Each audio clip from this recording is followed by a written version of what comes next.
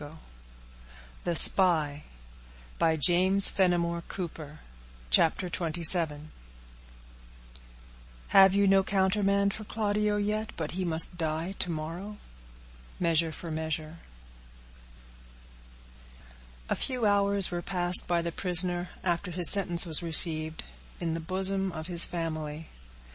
Mr. Wharton wept in hopeless despondency over the untimely fate of his son, and Frances, after recovering from her insensibility, experienced an anguish of feeling to which the bitterness of death itself would have been comparatively light. Miss Peyton alone retained a vestige of hope or presence of mind to suggest what might be proper to be done under their circumstances. The comparative composure of the good aunt arose in no degree from any want of interest in the welfare of her nephew, but it was founded in a kind of instinctive dependence on the character of Washington. He was a native of the same colony with herself, and although his early military services and her frequent visits to the family of her sister, and subsequent establishment at its head, had prevented their ever meeting, still she was familiar with his domestic virtues, and well knew that the rigid inflexibility for which his public acts were distinguished formed no part of his reputation in private life. He was known in Virginia as a consistent but just and lenient master, and she felt a kind of pride in associating in her mind her countryman with the man who led the armies, and in a great measure controlled the destinies of America. She knew that Henry was innocent of the crime for which he was condemned to suffer, and with that kind of simple faith that is ever to be found in the most ingenuous characters, could not conceive of those constructions and interpretations of law that inflicted punishment without the actual existence of crime. But even her confiding hopes were doomed to meet with a speedy termination. Towards noon, a regiment of militia that were quartered on the banks of the river moved to the ground in front of the house that held our heroine and her family, and deliberately pitched their tents with the avowed intention of remaining until the following morning to give solemnity and effect to the execution of a British spy. Dunwoodie had performed all that was required of him by his orders, and was at liberty to retrace his steps to his expectant squadron, which was impatiently waiting his return to be led against a detachment of the enemy that was known to be slowly moving up the banks of the river in order to cover a party of foragers in its rear. He was accompanied by a small party of Lawton's troop, under the expectation that their testimony might be required to convict the prisoner, and Mason, the lieutenant, was in command. But the confession of Captain Wharton had removed the necessity of examining any witnesses on behalf of the people. Footnote: in America, justice is administered in the name of the good people, etc., etc., the sovereignty residing with them. End footnote. The major, from an unwillingness to encounter the distress of Henry's friends, and a dread of trusting himself within its influence, had spent the time we have mentioned in walking by himself, in keen anxiety, at a short distance from the dwelling. Like Miss Peyton, he had some reliance on the mercy of Washington, although moments of terrific doubt and despondency were continually crossing his mind. To him the rules of service were familiar, and he was more accustomed to consider his general in the capacity of a ruler than as exhibiting the characteristics of the individual. A dreadful instance had too recently occurred, which fully proved that Washington was above the weakness of sparing another in mercy to himself. While pacing with hurried steps through the orchard, laboring under these constantly recurring doubts, enlivened by transient rays of hope, Mason approached, accoutred completely for the saddle. "Thinking you might have forgotten the news brought this morning from below, sir, I have taken the liberty to order the detachment under arms," said the lieutenant, very coolly, cutting down with his sheathed saber the mullein tops that grew within his reach. "What news?" cried the major, starting. "Only that John Bull is out in Westchester with a train of wagons, which, if he fills, will compel us to retire through these cursed hills in search of provender. These greedy Englishmen are so shut up on York Island that when they do venture out, they seldom leave straw enough to furnish the bed of a Yankee heiress." "Where did the express leave them, did you say? The intelligence has entirely escaped my memory." "On the heights above Sing Sing," returned the lieutenant with no little amazement. "The road below looks like a Haymarket, and all the swine are sighing forth their lamentations as the corn passes them towards King's Bridge. George Singleton's orderly, who brought up the tidings, says that our horses were holding consultation if they should not go down without their riders and eat another meal, for it is questionable with them whether they can get a full stomach again. If they are suffered to get back with their plunder, we shall not be able to find a piece of pork at Christmas fat enough to fry itself." "Peace with all this nonsense of Singleton's orderly, Mr. Mason," cried Dunwoodie impatiently. "Let him learn to wait the orders of his superiors." "I beg pardon in his name, Major Dunwoodie," said the subaltern. "But, like myself, he was in error. We both thought it was the order of General Heath to attack and molest the enemy whenever he ventured out of his nest." "Recollect yourself, Lieutenant Mason," said the major, "or I may have to teach you that your orders pass through me." "I know it, Major Dunwoodie, I know it, and I am sorry that your memory is so bad as to forget that I never have yet hesitated to obey them." "Forgive me, Mason," cried Dunwoodie, taking both his hands. "I do know you for a brave and obedient soldier. Forget my humor. But this business, had you ever a friend—" "Nay, nay," interrupted the lieutenant, "forgive me in my honest zeal. I knew of the orders, and was fearful that censure might fall on my officer. But remain, and let a man breathe a syllable against the corps, and every sword will start from the scabbard of itself. Besides, they are still moving up, and it is a long road from Croton to King's Bridge. Happen what may, I see plainly that we shall be on their heels before they are housed again." "Oh, that the courier was returned from headquarters!" exclaimed Dunwoodie. "This suspense is insupportable." "You have your wish," cried Mason. "Here he is at the moment, and riding like the bearer of good news. God send it may be so, for I can't say that I particularly like myself to see a brave young man dancing upon nothing." Dunwoodie heard but very little of this feeling declaration, for ere half of it was uttered, he had leaped the fence and stood before the messenger. "What news?" cried the major, the moment that the soldier stopped his horse. "Good!" exclaimed the man, and feeling no hesitation to entrust an officer so well known as Major Dunwoodie, he placed the paper in his hands, as he added, "But you can read it, sir, for yourself." Dunwoodie paused not to read, but flew with the elastic spring of joy to the chamber of the prisoner. The sentinel knew him, and he was suffered to pass without question. "Oh, Peyton!" cried Frances, as he entered the apartment, "you look like a messenger from heaven. Bring you tidings of mercy?" "Here, Frances, here, Henry, here, dear cousin Jeanette," cried the youth, as with trembling hands he broke the seal. "Here is the letter itself, directed to the captain of the guard. But listen." All did listen with intense anxiety, and the pang of blasted hope was added to their misery, as they saw the glow of delight which had beamed on the countenance of the major give place to a look of horror. The page contained the sentence of the court, and underneath was written these simple words: "Approved, George Washington." "He's lost! He's lost!" cried Frances, sinking into the arms of her aunt. My son," sobbed the father. "There is mercy in heaven if there is none on earth. May Washington never want that mercy he thus denies to my innocent child." "Washington!" echoed Dunwoodie, gazing around him in vacant horror. "Yes, 'tis the act of Washington himself. These are his characters. His very name is here, to sanction the dreadful deed." "Cruel, cruel Washington!" cried Miss Peyton. "How has familiarity with blood changed his nature?" "Blame him not," said Dunwoodie. "It is the general, and not the man. My life on it. He feels the blow he is compelled to inflict." "I have been deceived in him," cried Frances. "He is not the savior of his country, but a cold and merciless tyrant. Oh, Peyton, Peyton, how have you misled me in his character?" "Peace, dear Frances, peace, for God's sake. Use not such language. He is but the guardian of the law." "You speak the truth, Major Dunwoodie," said Henry, recovering from the shock of having his last ray of hope extinguished, and advancing from his seat by the side of his father. "I, who am to suffer, blame him not.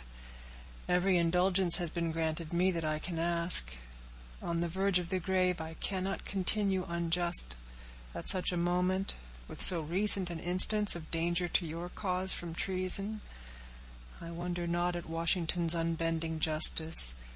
Nothing now remains but to prepare for that fate which so speedily awaits me. To you, Major Dunwoodie, I make my first request."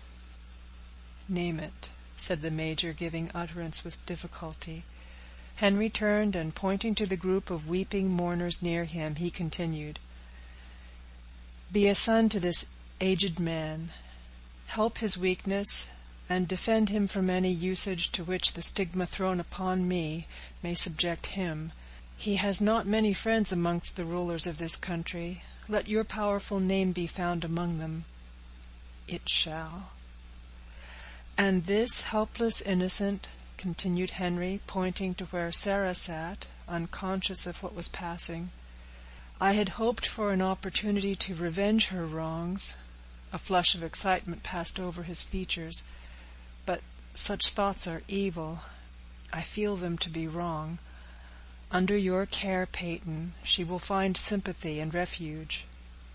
"She shall," whispered Dunwoodie. "This good aunt has claims upon you already. Of her I will not speak. But here," taking the hand of Frances, and dwelling upon her countenance with an expression of fraternal affection, "here is the choicest gift of all. Take her to your bosom, and cherish her as you would cultivate innocence and virtue." The Major could not repress the eagerness with which he extended his hand to receive the precious boon; but Frances, shrinking from his touch, hid her face in the bosom of her aunt. "No, no, no," she murmured. "None can ever be anything to me who aid in my brother's destruction." Henry continued gazing at her in tender pity for several moments, before he again resumed a discourse that all felt was most peculiarly his own. "I have been mistaken, then. I did think, Peyton, that your worth, your noble devotion to a cause that you have been taught to revere, that your kindness to our father when in imprisonment, your friendship for me, in short, that your character was understood and valued by my sister." "It is," whispered Frances, burying her face still deeper in the bosom of her aunt. "I believe, dear Henry," said Dunwoodie, "this is a subject that had better not be dwelt upon now." "You forget," returned the prisoner, with a faint smile, "how much I have to do, and how little time is left to do it in." "I apprehend," continued the Major, with a face of fire, "that Miss Wharton has imbibed some opinions of me that would make a compliance with your request irksome to her, opinions that it is now too late to alter." "No, no, no," cried Frances quickly. "You are exonerated, Peyton. With her dying breath she removed my doubts." "Generous Isabella," murmured Dunwoodie. "But still, Henry, spare your sister now. Nay, spare even me." "I speak in pity to myself," returned the brother, gently removing Frances from the arms of her aunt. "What a time is this to leave two such lovely females without a protector! Their abode is destroyed, and misery will speedily deprive them of their last male friend," looking at his father. "Can I die in peace with the knowledge of the danger to which they will be exposed?"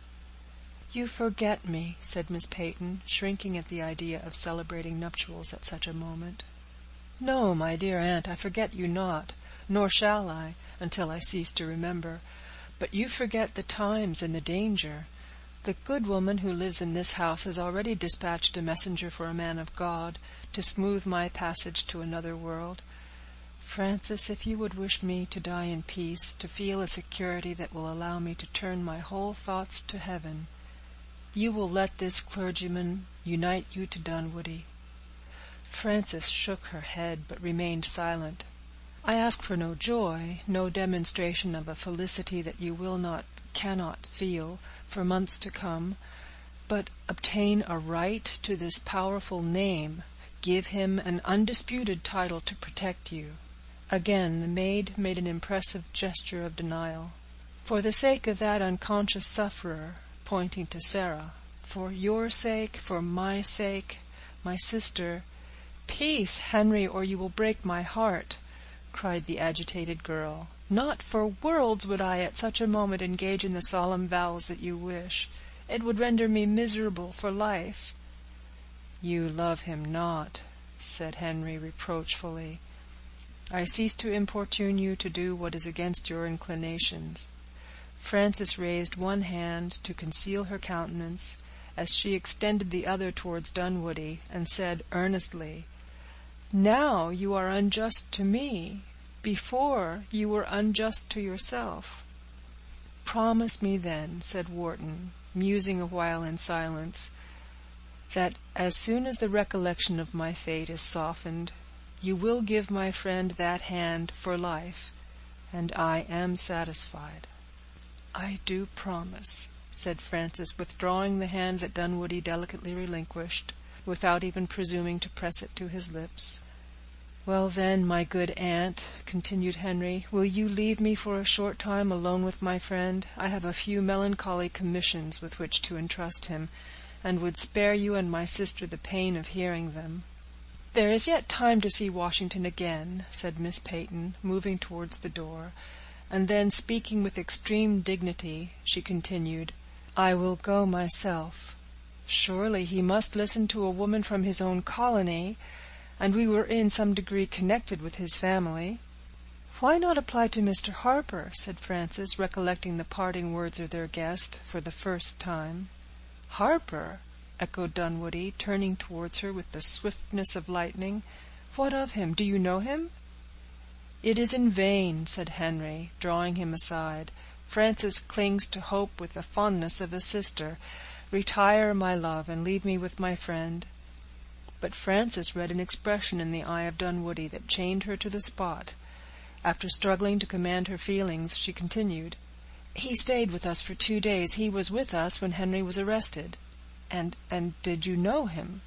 "Nay," continued Frances, catching her breath as she witnessed the intense interest of her lover, "we knew him not. He came to us in the night, a stranger, and remained with us during the severe storm, but he seemed to take an interest in Henry, and promised him his friendship."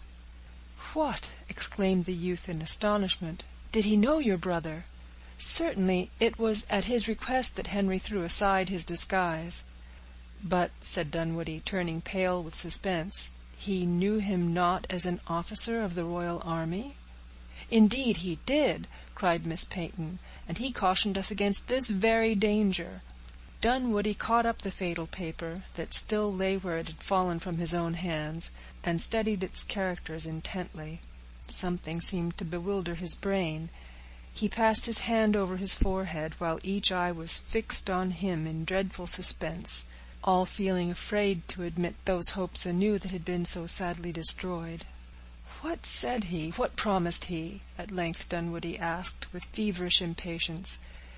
"He bid Henry apply to him when in danger, and promised to requite the son for the hospitality of the father." "Said he this, knowing him to be a British officer?" "Most certainly, and with a view to this very danger." "Then," cried the youth aloud, and yielding to his rapture, "then you are safe. Then I will save him. Yes, Harper will never forget his word." "But has he the power to?" said Frances. "Can he move the stubborn purpose of Washington?" "Can he? If he cannot," shouted the youth, "if he cannot, who can? Green and Heath and young Hamilton are nothing compared to this Harper.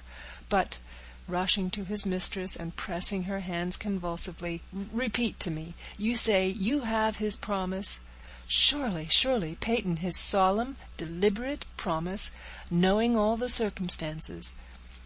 "Rest easy. cried Dunwoodie, holding her to his bosom for a moment. "Rest easy, for Henry is safe." He waited not to explain, but darting from the room, he left the family in amazement.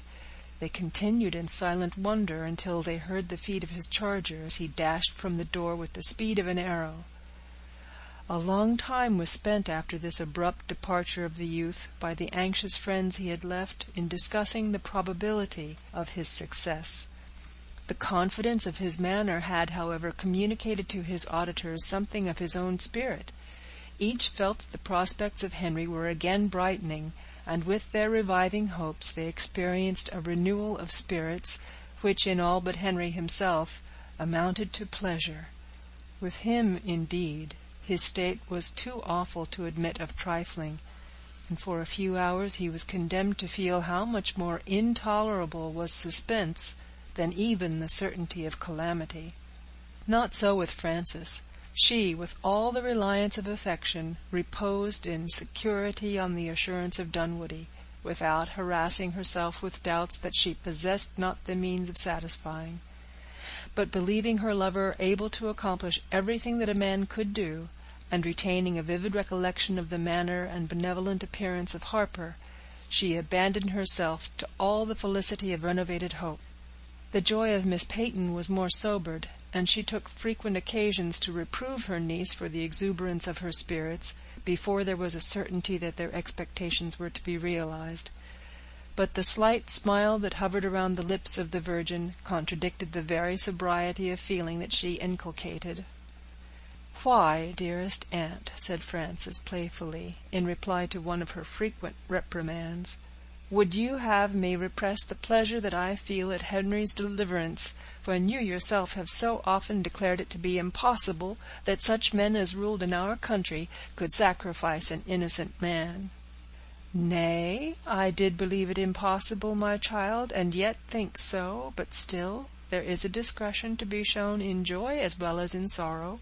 Frances recollected the declaration of Isabella, and turned an eye filled with tears of gratitude on her excellent aunt, as she replied, "True, but there are feelings that will not yield to reason.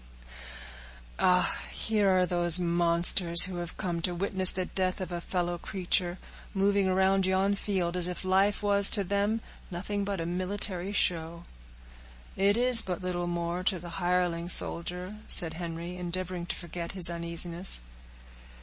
"You gaze, my love, as if you thought a military show of some importance," said Miss Peyton, observing her niece to be looking from the window with a fixed and abstracted attention. But Frances answered not. From the window where she stood, the path that they had traveled through the highlands was easily to be seen, and the mountain which held on its summit the mysterious hut was directly before her. Its side was rugged and barren, huge and apparently impassive barriers of rocks presenting themselves through the stunted oaks, which, stripped of their foliage, were scattered over its surface. The base of the hill was not half a mile from the house, and the object which attracted the notice of Frances was the figure of a man, emerging from behind a rock of remarkable formation, and as suddenly disappearing. The maneuver was several times repeated, as if it were the intention of the fugitive, for such by his air he seemed to be, to reconnoiter the proceedings of the soldiery, and assure himself of the position of things on the plain. Notwithstanding the distance, Frances instantly imbibed the opinion that it was Birch. Perhaps this impression was partly owing to the air and figure of the man, but in a great measure to the idea that presented itself in formerly beholding the object at the summit of the mountain. That they were the same figure she was confident, although this wanted the appearance which in the other she had taken for the pack of the peddler. Harvey had so connected himself with the mysterious deportment of Harper within her imagination, that under circumstances of less agitation than those in which she had labored since her arrival, she would have kept her suspicions to herself. Frances therefore sat ruminating on this second appearance in silence, and endeavoring to trace what possible connection this extraordinary man could have with the fortunes of her own family. He had certainly saved Sarah in some degree from the blow that had partially alighted on her, and in no instance had he proved himself to be hostile to their interests. After gazing for a long time at the point where she had last seen the figure, in the vain expectation of its reappearance, she returned to her friends in the apartment. Miss Peyton was sitting by Sarah, who gave some slight additional signs of observing what passed, but who still continued insensible either to joy or grief. "I suppose by this time, my love, that you are well acquainted with the maneuvers of a regiment," said Miss Peyton. "It is not a bad quality in a soldier's wife, at all events." "I am not a wife yet," said Frances, coloring to the eyes, "and we have little reason to wish for another wedding in our family."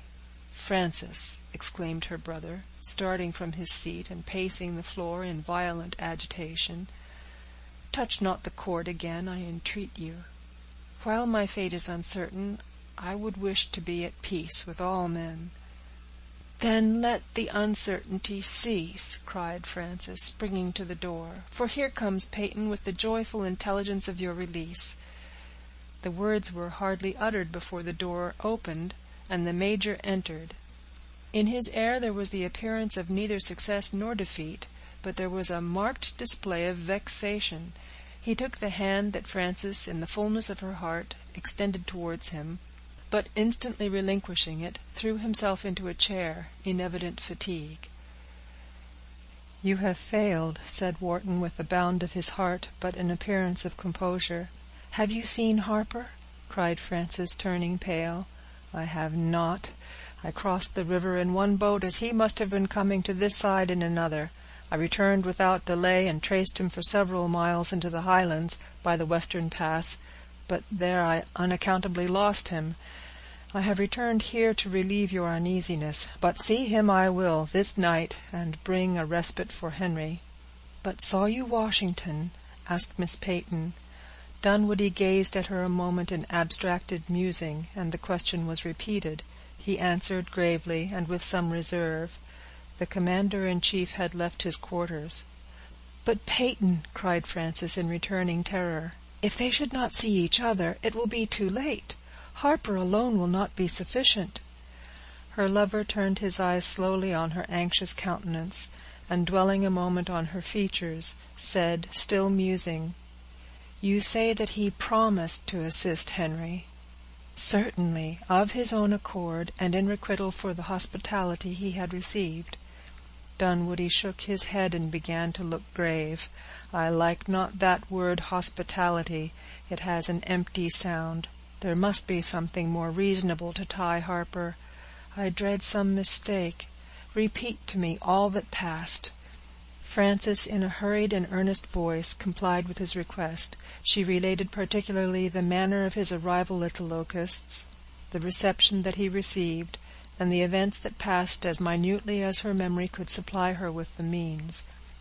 As she alluded to the conversation that occurred between her father and his guest, the Major smiled, but remained silent. She then gave a detail of Henry's arrival, and the events of the following day.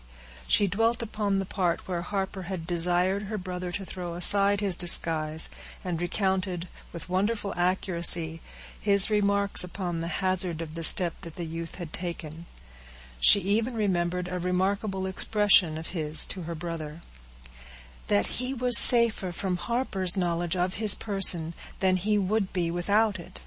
Frances mentioned, with the warmth of youthful admiration, the benevolent character of his deportment to herself, and gave a minute relation of his adieus to the whole family. Dunwoodie at first listened with grave attention. Evident satisfaction followed as she proceeded. When she spoke of herself in connection with their guest, he smiled with pleasure, and as she concluded, he exclaimed with delight, "We are safe! We are safe!" But he was interrupted, as will be seen in the following chapter. End of chapter 27.